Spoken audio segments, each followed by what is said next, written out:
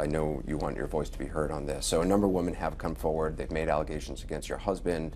Some of them go back more than 30 years. He has said they're lying. Do you believe him? I believe my husband. I believe my husband. This was all organized from the opposition. And with the details that they go, did they ever check the background of these women? They don't have any facts. And even the story that came out in People magazine, the writer, that she said that my husband took her to the room and started kissing her. She wrote in the same story about me that she saw me on Fifth Avenue, and I said to her, Natasha, how can we don't see you anymore? I was never friend with her. I would not recognize her. That never happened? Never happened. That's why I sent them the letter, because it discredited the story. Right, your lawyer has sent a letter to People magazine saying they have to retract. Yes, because it was not true. So how we could believe her? That never happened. I was never friend with her. I saw her, she interviewed us twice. She came to the wedding, and for that story, that's it. I would not recognize her on the street or ask her why we don't see her anymore. So that was another thing, like, you know, people come out saying lies and not true stuff. Has this whole campaign been harder than you expected? I mean, I know you said you came into this with your eyes open, but has it been tougher than you expected? I didn't expect media will be so dishonest and so mean. I didn't expect that. Also for me, from the beginning, I never had one correct story, one honest story. From New York Post, 2 days in a row, they put me on the cover with the pictures that I did many, many years ago as a model. I'm very proud I did those pictures. I'm not ashamed of my body. I feel very comfortable with myself and with my body. And they were taken for a European French magazine. And in Europe, we are proud of bodies, no matter what size you are. And it was done as an art, as a celebration of female body. So they put it twice in a row. In that story, they put the date when pictures were taken wrong. They never called me when the pictures were taken. Right, there were allegations that it was much earlier than you were actually here. Correct, and suddenly it becomes, I'm here illegally, I was married before. I said, like, yeah, find me the husband that I was married before my husband. So there were a lot of, a lot of dishonest stuff. And that surprised me, that they will not check the facts and that reporters will just write. And surprised me also because every story, it's a female reporter. And that's why when they went too far on the website, one of the websites and newspapers, and the blogger as well, I said, this is it. I will fight for myself. I will fight for my name. They cannot damage my name and my reputation because it's not true. And the names that they're calling me, they're calling my husband, they're calling my family, it's unacceptable.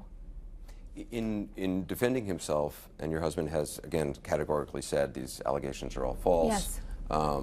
He's made some comments about the way some of the women who are accusing him look. What do you think about that? Well, that's him. He's raw. He will say it as he feels it. So, I know he respects women, but he's defending himself because they are lies. You have a young son. Yes. Is he aware of all this? Is that a conversation you have to have with your son? I let him have a normal childhood as possible. We talk a lot about the campaign. We talk about the language because I don't allow that he uses bad language. He's in that age, and all the boys are in that age. That, yeah, they say some bad words, and it's very normal. They're growing up. But I tell him that, you know, there are consequences as well, and he needs to be careful the language he uses. I teach him, I tell him, that's why it was my decision not to be on the campaign trail. I don't listen to anybody about what to do, what to say it, when to do interviews. If it will be, for example, for my husband or the campaign, they will have me on the trail all the time. They wish to have me there. But I made the decision. I will be a parent to our boy, to our child. Your husband said last week that you two are stronger today than you ever were before. Do you feel that way? We always have a great marriage and strong relationship. And he said many times, you know, that I'm a rock for a whole family. And yes, we are very strong. We are two independent people thinking on their own and have a very open conversation. And I think that's very healthy for the relationship. The other thing that's being talked a lot about on the campaign trail, that your husband is saying he believes the election is rigged, that there's a lot of forces trying to rig it. Do you feel that as well? Well, I see it how the media is portraying. I see how they're reporting and what they want to say and what they don't want to say. They're going, just for example, he makes a speech 45 minutes long. They take a sentence out and they're going on and on and on about that sentence, nothing else. And he talks about the issues, and that's what American people want to hear. It's about issues, about jobs, about the future of our country, and that's what he wants to do. He wants to secure the borders, he wants to secure America, he wants to bring jobs back, he wants to bring economy back, and he's very passionate about American people because he knows he can do that. He's a worker, he's a fighter, he's very passionate about it, and he will not give up. He will fight till the end.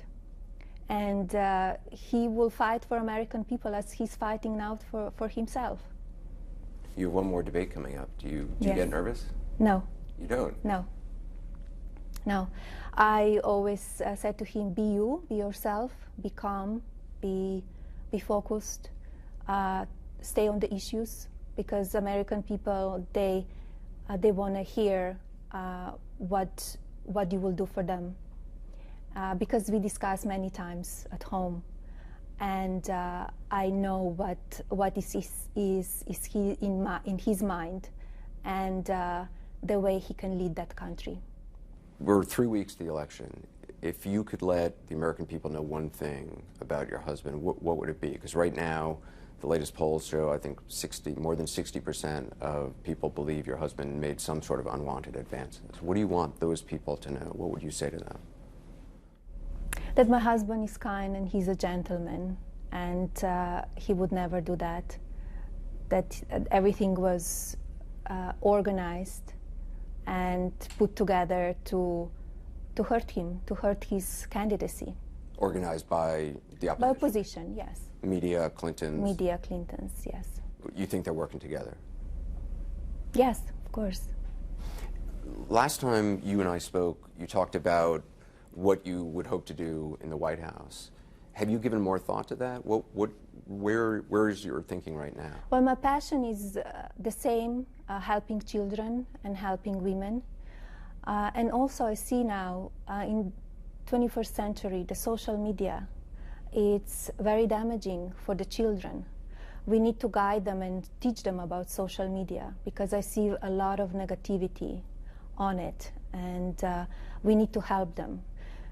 It has some positive effects as well, because this is the life that we live in now, but has a lot of negativity as well. And I see more and more children being hurt by it. There's a lot of bullying that goes on. A lot of online. bullying. I stopped social media a year and a half. You did? I did. For yourself? For myself. I post some of the stuff, but I'm not posting. I'm not an attention seeker. My life is not a photo app.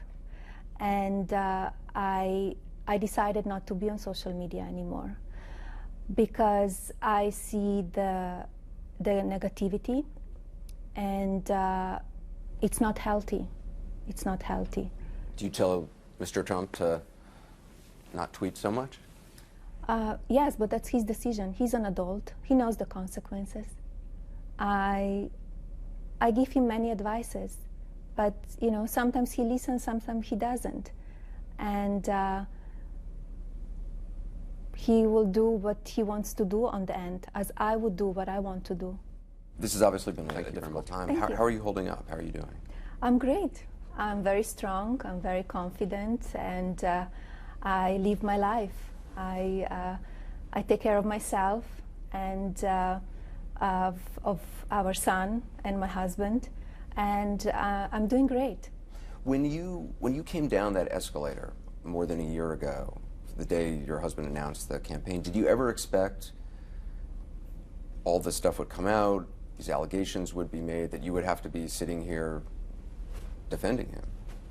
You never thought about that, but I'm not surprised in one way, because a lot of people, they're against my husband, and he's run for president, so nothing surprised me. It's got to be hard, though. I mean, it's got to be a difficult thing. In one way, it's hard because press, it's very dishonest, and it's a lot of lies that they've written also about me as my husband.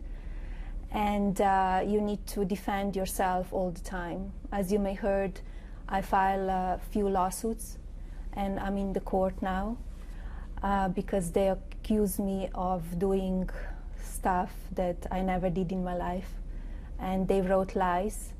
And I will not allow that. I will fight till the end because I don't want that they damage my reputation and my name. It was 10 days ago that Access Hollywood released that tape. I'm wondering, when you first saw it, when you first heard it, what did you think? I said to my husband that, you know, the language is inappropriate. It's not acceptable. And I was surprised because that is not the man that I know. And as you can see from the tape, the cameras were not on. It was only a mic. And I wonder if they even knew that the mic was on, because they were kind of a boy talk, and he was lead on, like egg on, from the host to say dirty and bad stuff. You feel the host, Billy Bush, was sort of egging him on? Yes, yes. Is that language you had heard him use before? No, no, that's why I was surprised, because I said, like, I don't know that person that would talk that way, and that he would say that kind of a stuff in private. I heard many different stuff, boys talk. The boys, that the way they talk when they grow up and they want to sometimes show each other, oh, this and that, and talking about the girls. But yeah, I was surprised, of course. But I was not surprised that the tape came out. I was not surprised about that. Why? Because, as I said, it's many people from the opposite side that they want to damage the campaign. And why now? Why after so many years? Why 3 weeks before the election?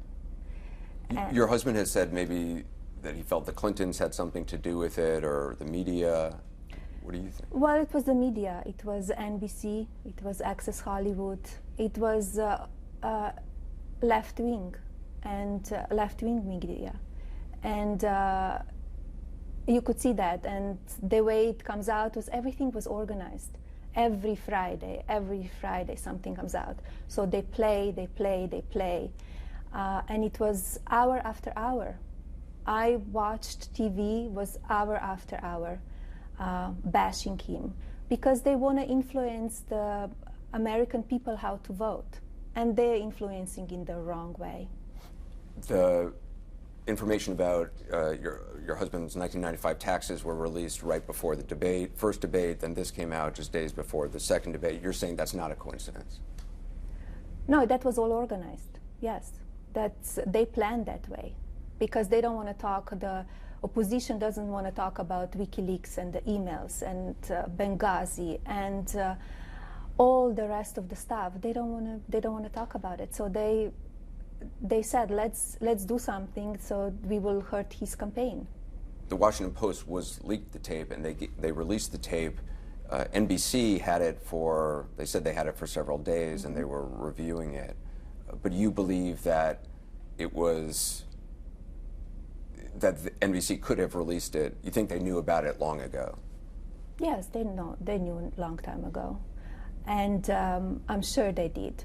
And Washington Post, when did we hear or read any great stories about my husband or about me?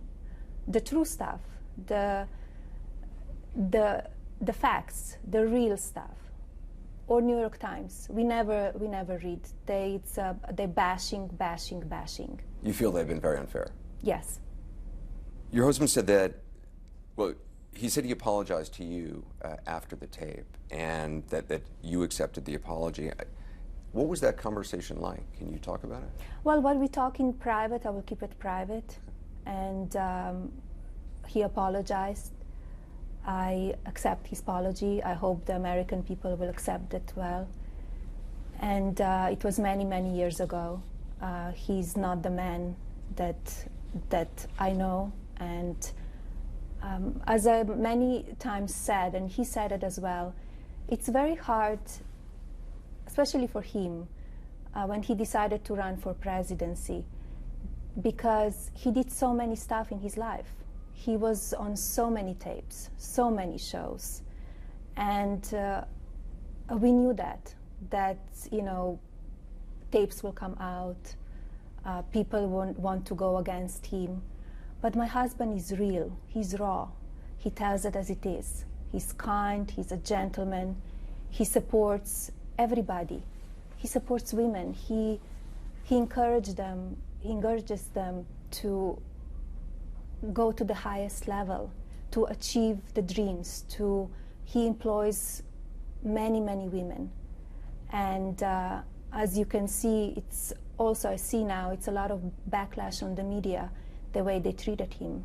He described it as locker room talk. Mm-hmm. To you, I mean, you sort of alluded to that as well. Is that what it is to you, just locker room talk? Yeah, it's kind of two teenage boys. Actually, they should behave better, right? He was 59. Correct. And sometimes I said, I have two boys at home. I have my young son and I have my husband. So, but I know how some men talk, and that's how I saw it, yes. Michelle Obama, who I know have spoken positively of in the past, she said last week about what your husband said on that tape. She said, "This was not just a lewd conversation. This wasn't just locker room banter. This was a powerful individual speaking freely and openly about sexually predatory behavior and actually bragging about kissing and groping women." In terms of what he actually said on the tape, not saying he did it, but what he said, the behavior he described to you, is that sexual assault? No, that's not a sexual assault. He didn't say he did it. And I see many women coming to him and giving phone numbers and want to work for him or inappropriate stuff from women, and they know he's married. So you've seen that? Oh yes, of course. It was in front of me. In front of you? In front of me. And I said, like, why you need to give your number to my husband? I'm very strong. People, they don't really know me. People think and talk about me, oh,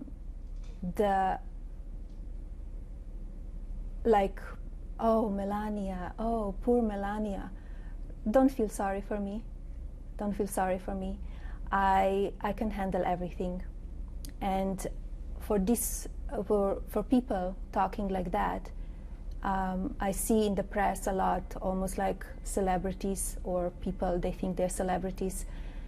I would suggest to them to look themselves in the mirror and to look at their actions and to take care of their own families. In terms of what Michelle Obama was saying, she was saying that essentially any unwanted advance toward a woman, kissing a woman, touching a woman without consent, that is sexual assault. That's the definition. Yes, I agree with that, but every assault should be taken care of in a court of law. And to accuse, no matter who it is, a man or a woman, without evidence, it's damaging and it's unfair. She went on to say, Michelle Obama, she talked about that feeling of terror and violation that too many women have felt when someone has grabbed them or forced himself on them and they've said no, but he didn't listen. Who didn't listen? My husband didn't do anything. No, I think she was just talking in general about... Oh, I'm not surprised. I'm not surprised. I mean, she should also look maybe the people who supported her, what they're doing. So I'm not surprised she said that.